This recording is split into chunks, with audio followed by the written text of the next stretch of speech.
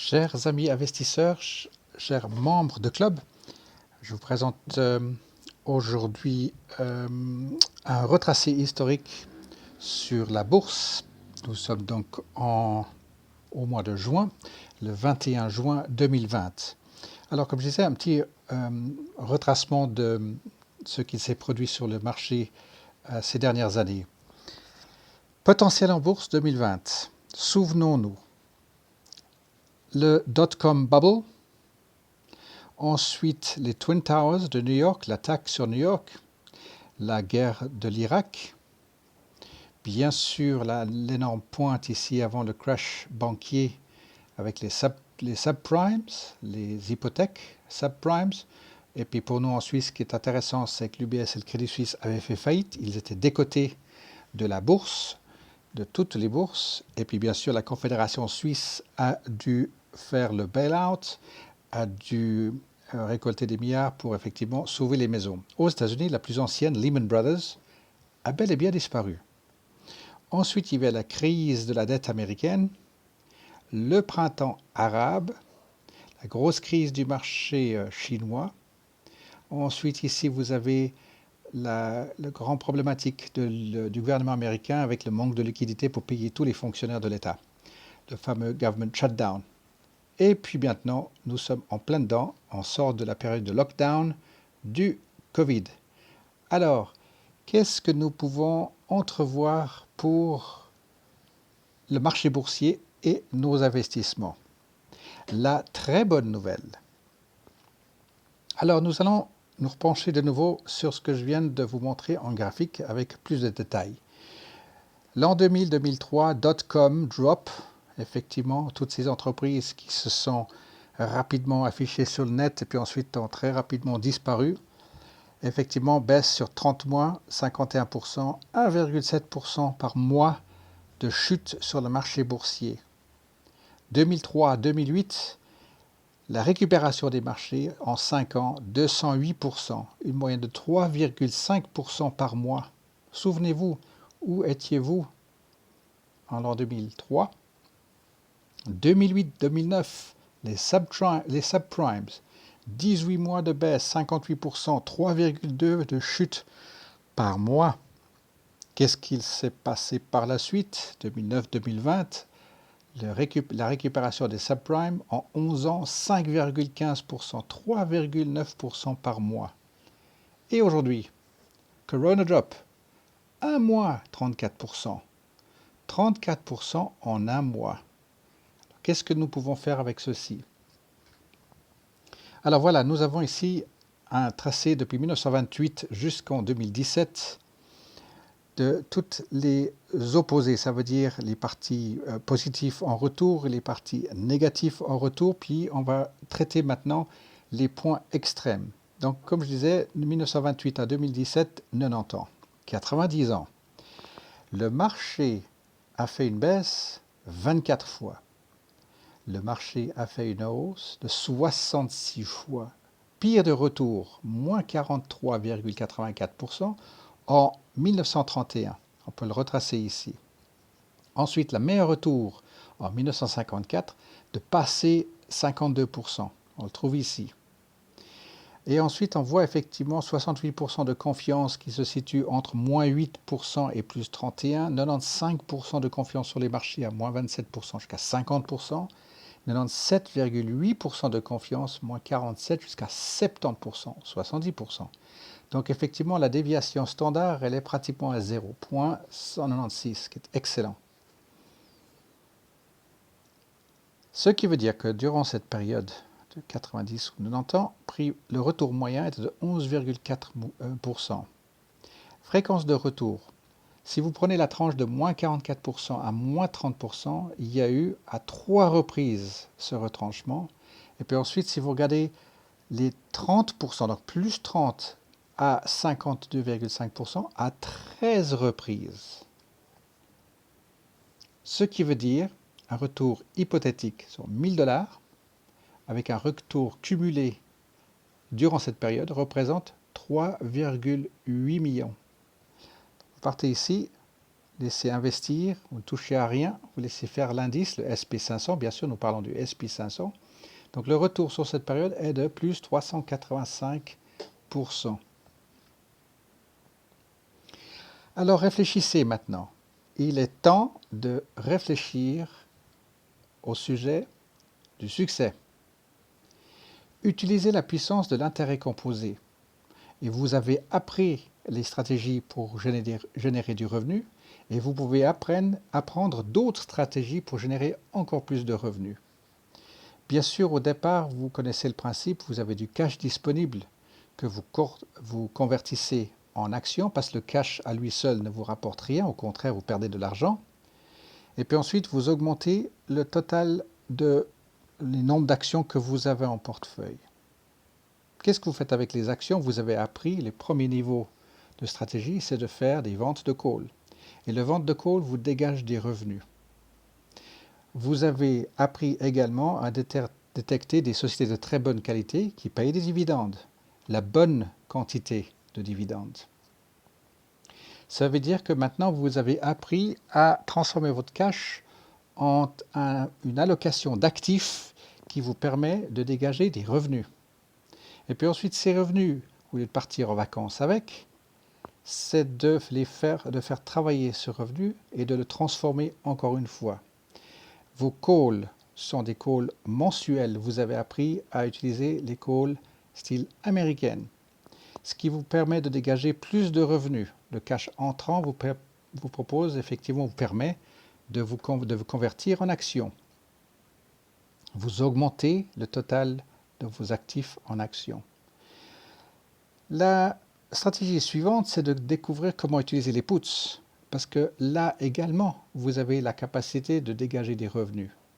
Les dividendes ne s'arrêtent pas là, puisque ce sont des dividendes trimestriels ou semestriels, et ceci également vous permet d'acquérir de nouvelles actions. Donc encore une fois, du cash qui rentre. Vous augmentez les nombres de maisons. Avec les puts, également, vous générez des nouveaux puts et du cash qui rentre et des positions d'actions qui continuent. Et ainsi de suite.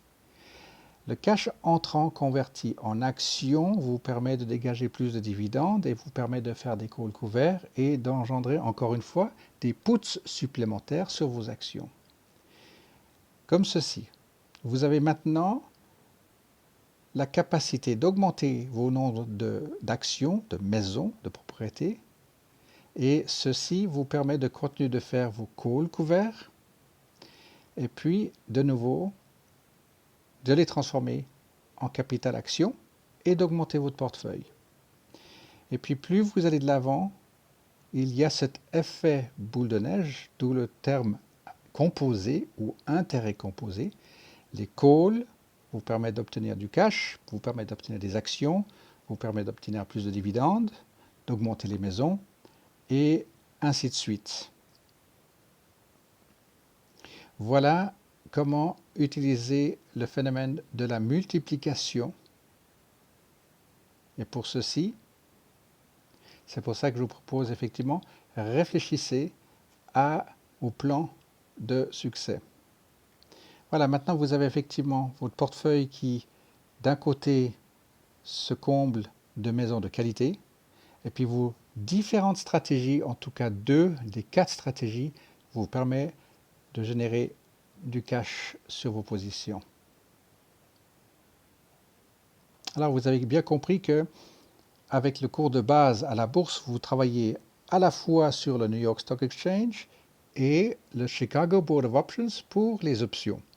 Mais vous avez également le Nasdaq, bien sûr. Donc vous êtes sur les 3 plus grands marchés boursiers et d'options au monde qui vous permet effectivement de choisir l'achat des actions. Ça, c'est la première étape, bien sûr, transformer vos cash en actions. Premier niveau de stratégie, c'est d'apprendre à vendre et non pas d'acheter des options. Et puis, à ce moment-là, vous mettez en route la puissance de l'intérêt composé, car vous achetez plus d'actions pour pouvoir vendre plus d'options. Puis ensuite, vous passez à l'étape suivante d'utiliser la deuxième sorte d'option à vendre. Et comme ceci, vous continuez de générer du cash, vous avez toujours du cash disponible à tout moment. Les nombres d'options de contrats que vous contrôlez augmentent, donc vous êtes toujours investi dans les actions. Souvenez-vous, quand on a fait le cours de base, lorsqu'on pose la question à quel moment vous vendez une action, la réponse, vous la connaissez. Vous ne vendez jamais une action. Alors bien sûr, on reprend les mêmes cartes et on redistribue. Le cash est converti en actions. Vous avez une pile d'actions ici qui vous permet de faire le lancement de la machine, donc l'effet de l'intérêt composé, en réinvestissant les revenus des options et des dividendes en actions. Revenus des calls encaissés, vous les réinvestissez pour acheter plus d'actions. Revenus des puts encaissés, vous utilisez les revenus pour réinvestir, acheter plus d'actions. Le cash des dividendes qui tombent sont utilisés pour le rachat d'actions également. Retour à la base. Souvenez-vous de votre capacité de détecter les meilleures sociétés à travers les différents marchés. Vous avez le rang industriel et vous cherchez le potentiel ou l'accroissement du potentiel de l'industrie comparé aux autres industries. Alors vous avez appris qu'il y a 98 industries sur le marché mondiaux au niveau de la bourse. Puis ensuite, vous avez le timeless qui vous donne à quelle vitesse montera le prix de l'action par rapport aux autres actions durant les 12 prochains mois. C'est les premières questions que vous vous posez lorsque vous étudiez une société. Et ensuite, au niveau de la sécurité financière, quelle volatilité aura l'action durant les 12 prochains mois comparée à sa tendance à long terme? La dette, bien sûr, vous devez connaître le ratio de sa dette par rapport à la capitalisation. Puis bien sûr, le bêta, la volatilité de cette action relative au mouvement de l'ensemble du marché. Tendance de croissance, nous devons savoir quelle est la tendance des ventes et des bénéfices durant les 5 dernières années. Quelles sont les projections des ventes et des bénéfices? Les projections sont faites bien sûr par Value9, non pas par la société en question. Les perspectives de gestion. Est-ce que la direction est solide? Anticipe-t-elle les tendances futures? Maîtrise-t-elle les défis passés? Vous avez le choix des meilleurs gestionnaires au monde, des meilleurs patrons au monde. Ce n'est pas vous qui travaillez pour les patrons, mais c'est bien ces personnes-là qui travaillent pour vous. Vous avez acheté un morceau de cette entreprise. Ça, c'est donc pour la qualité, le score de qualité. Et puis maintenant, pour le score de prix. Vous devez connaître les dividendes par rapport aux bénéfices. Donc, quel est le rapport? Est-ce que les dividendes de l'année passée sont moins de la moitié des bénéfices par action? L'estimation du prix de l'action, quelle est la projection de croissance pour ces 5 prochaines années? Et puis bien sûr, les ventes par rapport aux bénéfices. Quel a été le pourcentage de ventes et de bénéfices ces 5 dernières années? Quelle projection pourcentage de ventes et de bénéfices les 5 prochaines années? Puis très important, est-ce que les bénéfices augmentent plus vite que les ventes? Ensuite, le ratio PE. Est-ce que le PE ratio est plus bas que la moyenne des PE des 5 dernières années? Et bien sûr, le ratio de risque-récompense par rapport au prix haut et au prix bas de cette société. Puis maintenant que vous avez le score prix, vous avez mis tous ces ingrédients ensemble, préparés dans une mixture, et puis vous avez un résultat qui va sortir. Et c'est ce qui vous donne le critère de sélection pour cette société sous-jacente, comme on dit, puis c'est la société qui vous intéresse. Vous avez la qualité score plus le prix score, et vous avez un seuil plus grand ou égal à un minimum qui est important pour vous. Donc vous avez compris, le score de qualité, on a besoin de connaître le rating pour l'industrie, le timeless, la sécurité, la dette, la tendance de croissance, le bêta, et bien sûr la gestion, le management de la société. Puis ensuite, vous rajoutez le score prix, les dividendes contre les bénéfices, l'appréciation du prix de l'action, le ratio des bénéfices, les ratios du PI, et puis bien sûr le ratio risque-récompense. Maintenant, vous avez tout cet ingrédient, tout le gâteau que vous avez mis au four, qui est au four, et vous voyez exactement comment ça se présente pour vous. Là, vous avez maintenant votre votre score qui se définit devant vous, à la verticale le prix, à l'horizontale la qualité, et choisissez, optez pour vous dans la plage de scores acceptable pour vous. Vous avez la sélection des meilleurs au monde et puis vous pouvez dire, ben voilà, ici j'en ai une qui a un prix score 3, qualité 1. OK, alors vous pouvez déterminer si c'est passable ou pas. Passez à une prochaine. La prochaine, vous étudiez, elle a un prix 2, qualité 2. OK, passez à la prochaine. Et puis ainsi de suite. Donc ici, prix 2, qualité 3, toujours prix 2, qualité 4. Là, on commence à rentrer dans une très bonne qualité. Le prix, comprenez pourquoi elle a un score de 2. Et ainsi de suite. Vous allez travailler, sélectionner celles qui sont les meilleures pour vous. Vous avez ce choix et ce luxe-là au bout des doigts en informatique tous les jours, 24 heures sur 24, l'accès à toutes ces informations. Processus de sélection des actions. Vous avez 46 000 titres dans l'univers des investissements qui sont disponibles à travers le monde entier. Ils sont disponibles globalement à la négoce. ValueLine vous en sort 6 000 qui sont sélectionnés par classement de qualité, de rang industriel et de sécurité, déjà pour commencer. Puis vous, de votre côté, avec votre méthode de calcul, de cours guide, vous allez pouvoir faire une présélection d'environ 300 sociétés. Historiquement maintenant, vous avez accès facilement à quelques centaines de ces sociétés. Et le modèle de votre portefeuille, la construction, se fait parmi une centaine de celles-ci. Avec le temps et l'expérience, vous avez constitué votre propre fonds de placement sélectionné sur le marché boursier. Donc voici donc ce fameux processus de sélection des actions qui vous permet de sélectionner la crème de la crème. Quelques exemples des sociétés que vous connaissez dans votre club ou que vous allez découvrir.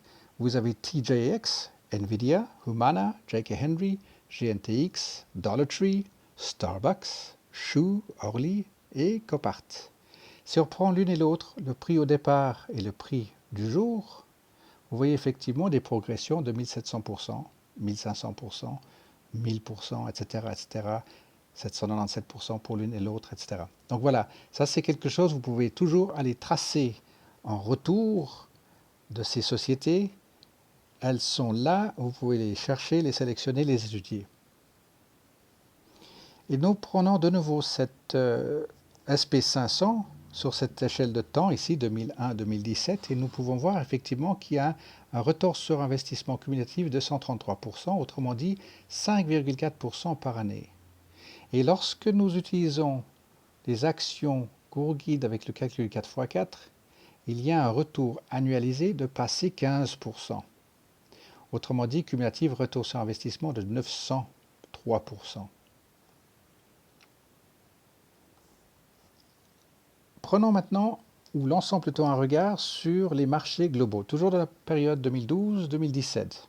Si vous prenez les titres, donc les actions américaines, janvier 2012, décembre 2017, pour $1 million, et vous avez un retour de 95,7%, 12% annuel. Si vous prenez les titres globaux, ça veut dire sur tous les autres marchés, 1 million, ça vous représente 80% passé de retour, 11% annualisé. Les investissements en liquide, 1 million, 45,3%, autrement dit 7% annualisé. Et puis vous avez le marché émergent, et vous avez effectivement 18,5% ou 4% par mois. Au niveau des obligations, vous voyez que le cycle n'est pas favorable car il est juste en dessous du zéro, à négative 1,68%. Le marché de l'or est plus parlant effectivement, et là vous voyez effectivement le cycle est largement défectueux avec un négatif de 26,6%, autrement 4% négatif par mois. Et le pétrole, effectivement, et souvenez-vous ce qui s'est passé en 2020, puisque là on s'arrête en 2017, le pétrole a effectivement fait un déclin de 43,3%, retour sur investissement, à un négatif de 5% par mois. Au jour d'aujourd'hui, vous pouvez tracer sur les marchés Urban, American Eagle, ANF, SKX, Wolverine, OVV, PA, PAP, etc. Je vous laisse regarder cette liste tranquillement chez vous. Et vous avez vu effectivement les derniers mois suite au Covid, le marché comme il a explosé effectivement, les chiffres retour à la réouverture des entreprises au mois de mai aux États-Unis et ensuite au mois de juin, les chiffres sont extraordinaires. Donc voici les amis, pour moi c'était l'aperçu pour le deuxième semestre 2020. Ne laissez pas passer cette occasion, saisissez-vous et profitez d'étudier.